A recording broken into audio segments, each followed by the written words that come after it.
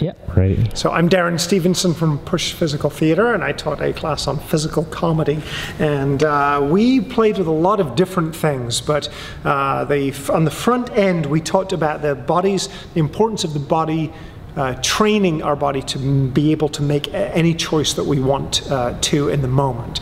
And we talked about the emotional connection to different body parts. So we talked about Delsart's planes of the body and how the emotions tend to come from here. I love you with all of my heart. I have a gut hunch. I have butterflies in my stomach.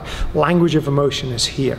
And so if I'm responding emotionally, I will tend to move my chest first, that I can create an effect, a feeling by doing this. We talked about the house of the intellect being right here in the head.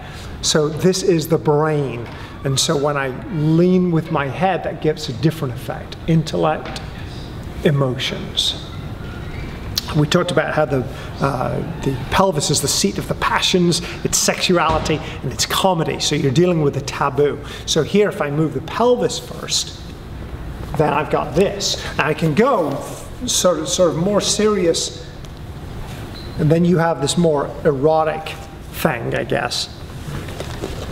Or you can go sort of exaggerated a little bit, and then you've got, I don't know, comedy, I suppose, leaning with the pelvis.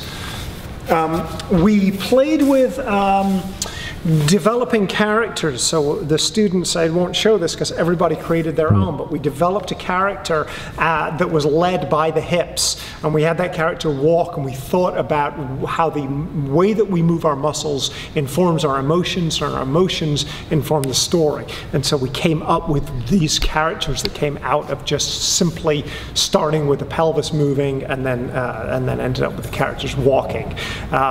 We did not cover this a huge amount, but I thought it would be interesting for the performers to take that and take it back into their own dances, so they can create characters and emotions and feelings within specific dance pieces. We talked about how comedy lives in it lives on a knife edge of taboo. So you dance with the taboos. If you go too far, you offend, and if you don't go far enough, then you're not funny. And so we find this sort of knife edge. There is often in comedy a logical disconnect between reality and the performer's logic. So we talked about how it's not just about being crazy and silly, but in fact it is about attempting to solve a problem with a solution that may not be the best one for the audience, but it works or doesn't for you.